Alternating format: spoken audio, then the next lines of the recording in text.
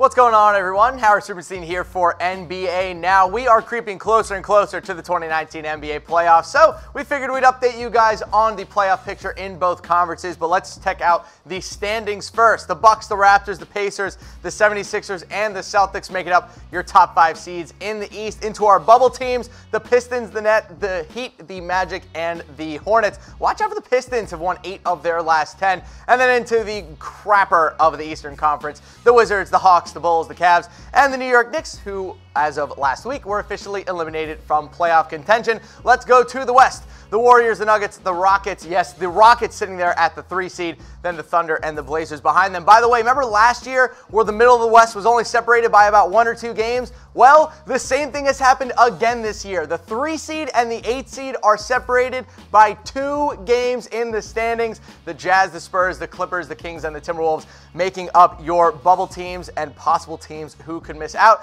And then into the crapper of the Western Conference, yes, ladies and gentlemen, the Los Angeles Lakers are a part of that, along with the Pelicans, the Mavericks, the Grizzlies, and the Suns, who are also eliminated from playoff contention. Let's talk about those Los Angeles Lakers, currently sitting at 30-35 in the West, 11th seed right now.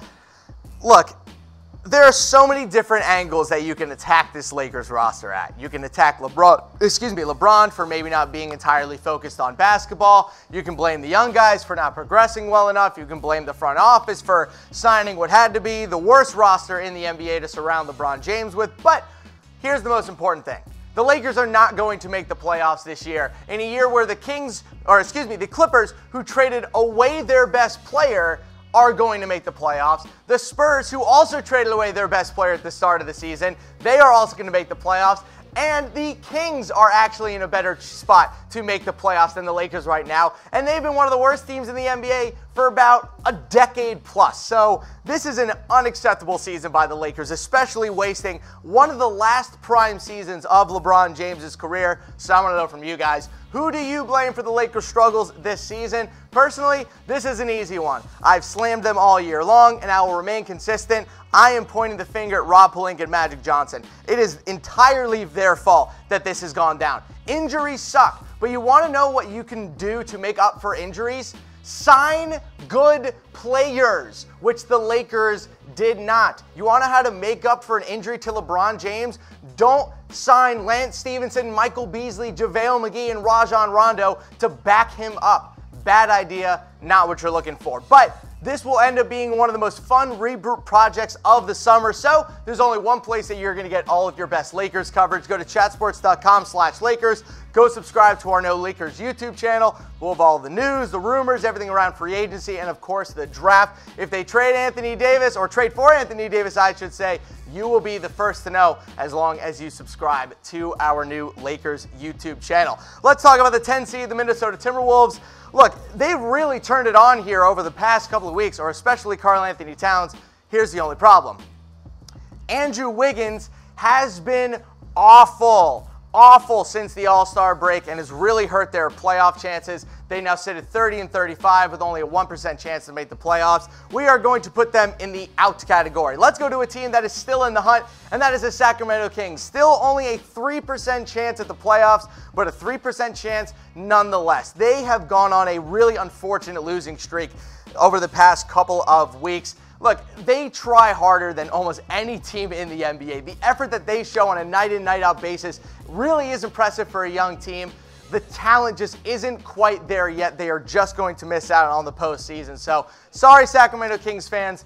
You're going to have to wait one more year. But here are your teams currently in the playoffs. Warriors, Nuggets, Rockets, Thunder, Trailblazers, Jazz, Spurs, and the Clippers. This playoff seeding is just about set in terms of the 8 teams that we will have. However, the individual seeds will obviously change with how close everyone is in record from 3 all the way down to 8. Let's start with that first playoff match of the Warriors and the Clippers.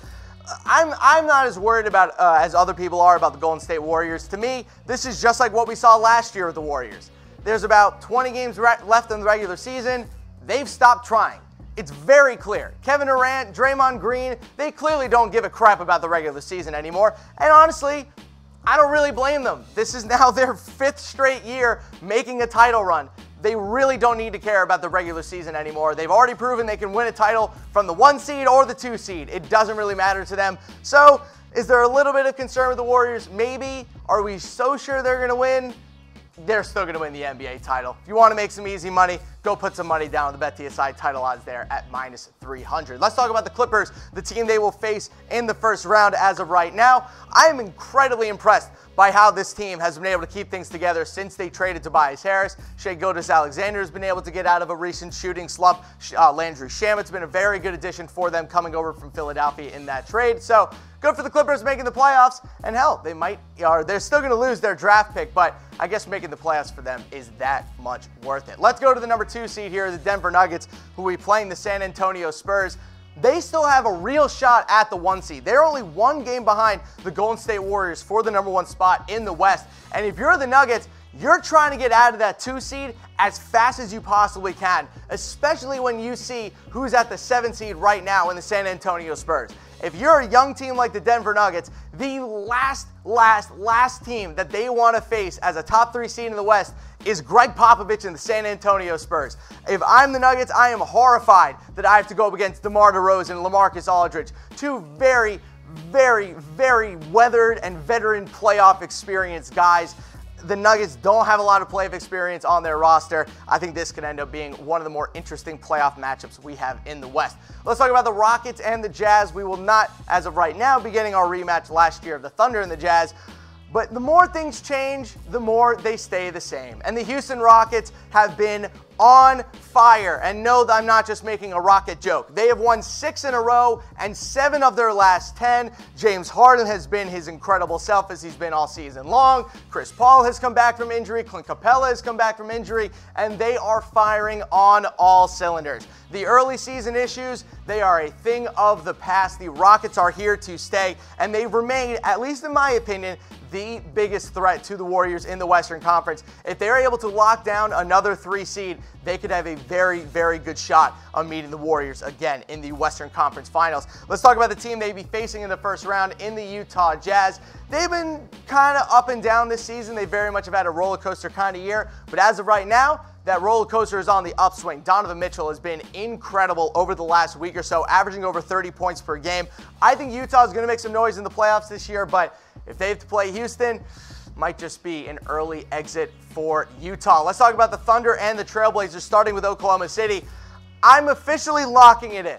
Paul George is a first-team All-NBA forward this year. Lock it in. It is done. The Oklahoma City Thunder have been so much better this year than they were last year with how great Paul George has been playing. The offensive system is very much in tune. The defense has been one of the best in the NBA. I'm excited to see what this Oklahoma City Thunder team is going to be able to do in the playoffs this year.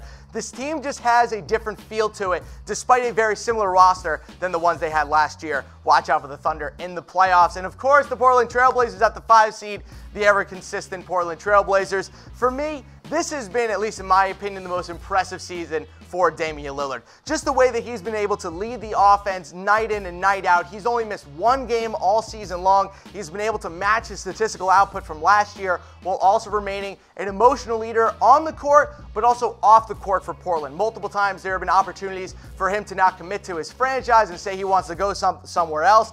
Every single time he's gotten the chance, he has said that he wants to stay in Portland. Let me know in the comments section below who has the best chance of knocking off the Warriors in the West. If you ask me, still the Houston Rockets. As long as you got James Harden, Chris Paul, and Clint Capella, you have about as good of a chance as anyone does of taking down the Warriors super team. If you want to go put down some money on who you think is going to win the West, head to chatsports.com/bet. Use that promo code NBA120 for a 120% deposit bonus. I've made a ton of money this year on just at least who I think is going to end up making the playoffs. I actually got my Lakers bet wrong. I thought they were going to be able to sneak into the 8th seed, but that's okay, because with that 120% deposit bonus, I really didn't lose that much money. Let's take a look at the top of the East. The Bucks, the Raptors, the Pacers, the 76ers, and the Celtics, who, by the way, are coming on hot here over the last couple of games. They can make a run for a top 3 seed and then into the other half of the playoff race. The Pistons, the Nets, the Heat, the Magic, and the Hornets. Every other team from 11 to 15, we are officially counting out. They don't really have a chance to make the playoffs, but the Charlotte Hornets do indeed have a shot. Here's the only problem. they have gone ice cold at the exact wrong time. They have really fallen off here over the past couple of weeks, have pushed them out of a playoff spot and behind the Orlando Magic and Miami Heat in their division. They've lost 2 games in a row. They've only won 3 of their last 10 games. Not a great look for Kemba Walker, who himself has also gone ice cold over the past 2 weeks. Let's talk about the Orlando Magic at the 9 seed, still on the cusp of the playoffs. The battle for the 8 seed is so close, separated by only 2 games in the loss column. But the Orlando Magic are not really helping themselves that much. They've lost their last 2 games. They've lost 4 of their last 10. So they're kind of sitting around 500 over their last 2 weeks of games or so. So it really is for that 8 seed. It's the Magic, the Heat, or the Hornets. Which team do you guys think is better, and which team will end up making the 8 seed? Let me know in the comments section below. Personally, I think the Miami Heat are going to be able to pull it out. A lot of times these things come down to coaching and experience. The Heat have both of them. They were in the playoffs last year. Dwayne Wade is back. He's actually playing pretty good basketball right now. I think Erik Spoelstra will be able to keep this team on track. Let's go to our playoff picture. The first seed in the Eastern Conference, the Milwaukee Bucks, stand to face the 8 seed Miami Heat. First team in the NBA to clinch a playoff spot are your Milwaukee Bucks. Obviously, Giannis, maybe the pole setter right now for the MVP race in the NBA. The improvement that this Milwaukee Bucks team has made this year cannot be understated. I thought they'd be a good team this year. I predicted that they were going to end up being the 3 seed in the Eastern Conference. They have already beaten my win prediction for them this year, and we still have about 16 to 18 games left to go. The Milwaukee Bucks have been one of the most impressive teams in the NBA this year. However, they do have an interesting playoff matchup. Now, obviously, the Miami Heat cannot match them in talent.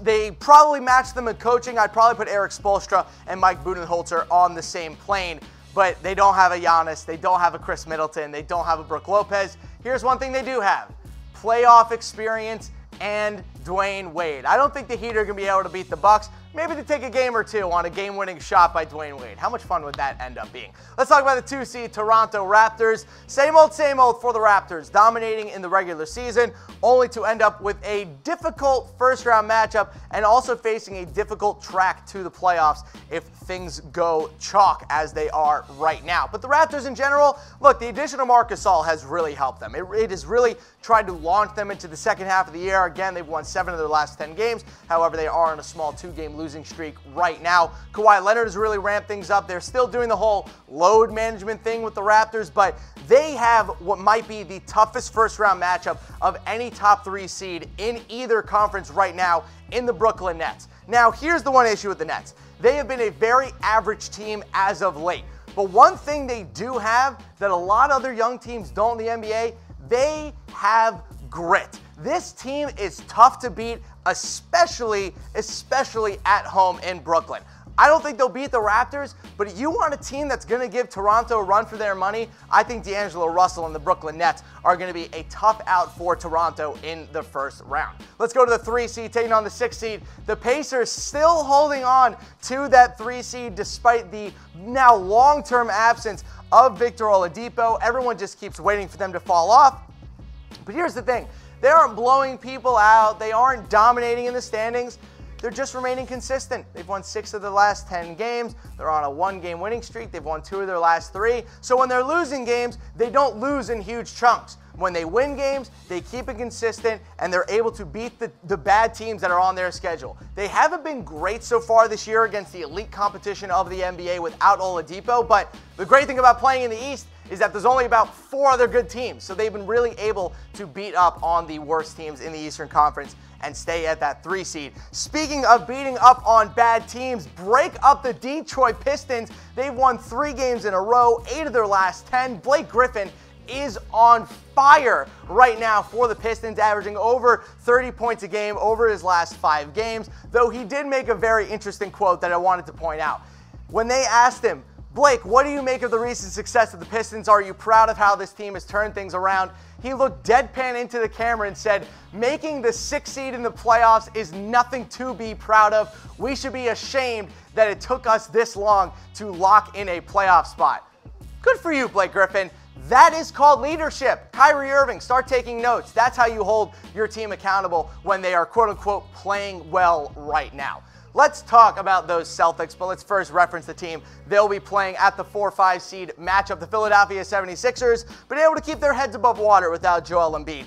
You don't really want the 76ers to dominate without Embiid on the floor, mostly because that might just cause some weird chemistry problems like the Celtics with Kyrie. But here's the one issue. With the addition of Tobias Harris, there have been very few games where Tobias Harris and Joel Embiid and this brand new starting five the 76ers have built have actually been on the floor together. They might have some extreme chemistry issues once the playoffs come around just because that group of guys hasn't played together that much. Embiid should be back by next week, so they will have about 18 games to really lock in some good chemistry and a good system, but just something to keep your mind on as we progress towards the playoffs. But let's talk about the Boston Celtics, probably the biggest X factor in the NBA playoffs going into this year. You can see our third note. Just when I thought I was out, they pulled me back in. Two huge back-to-back wins against the Golden State Warriors and the Sacramento Kings on the road at you, which has been a huge issue for this Celtics team this year. Gordon Hayward has been fantastic over the last couple of games. Kyrie Irving has seemed to get his head back on straight as well. I'll just say this.